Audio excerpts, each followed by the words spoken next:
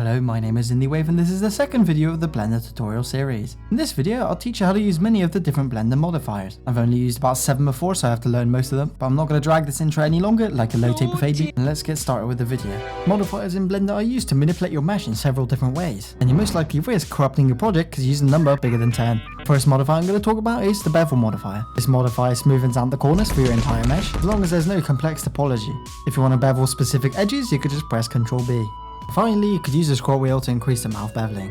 Next up is the subdivision surface modifier. This basically subdivides your mesh a whole bunch of times. Just make sure not to set the number too high unless you have a monster PC like this. You can also manipulate the subdivision modifier by adding loop cuts, and that wraps it up for this one. The next modifier is the solidify modifier. This is pretty self-explanatory. It basically solidifies any object that you have. And by solidify, I mean making it go from 2D to 3D. For example, from a plane to a cube. Next up, the array modifier.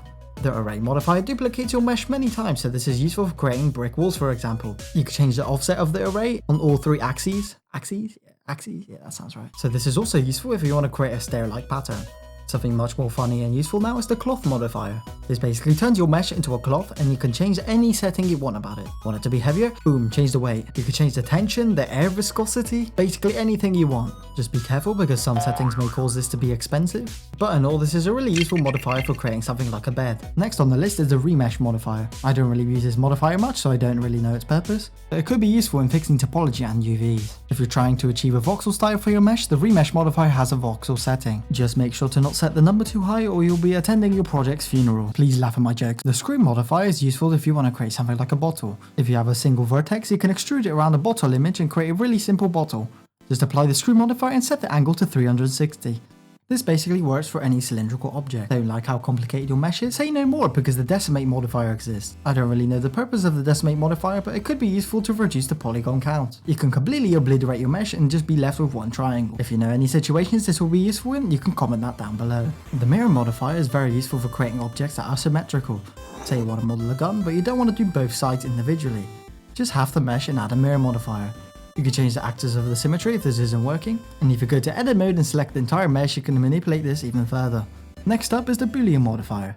This video better be interesting, bro. I'm saying the same stuff over and over. At least I'm teaching you, hopefully. If this is a bit too fast, I'll add timestamps for each modifier in the description below.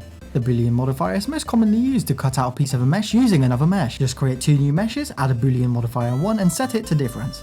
Now anything that collides with the mesh will be cut out. Just make sure to apply the modifier or this won't work. I challenge you to create a funny shape using the boolean modifier. Just there's nothing inappropriate. Please.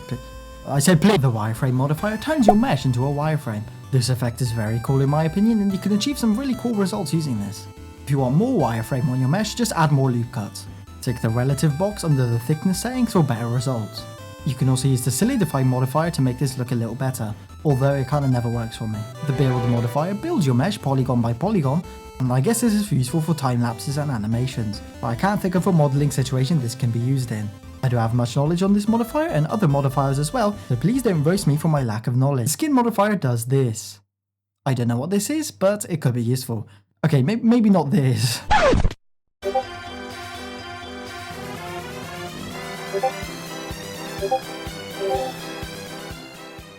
The weld modifier welds objects together that are joined. You can join objects pressing Ctrl J, and you can change the welding distance in the modifier settings. Again, I don't really see anyone using this, but I guess there could be situations where it's useful. That's most of the simple modifiers that you really need to know.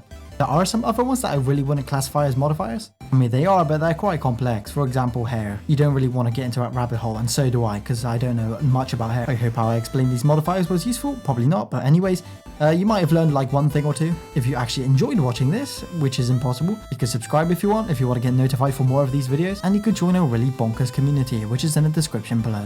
This has been your host IndieWave. I hope you enjoyed this video, and try not to rip your hairs out following my advice.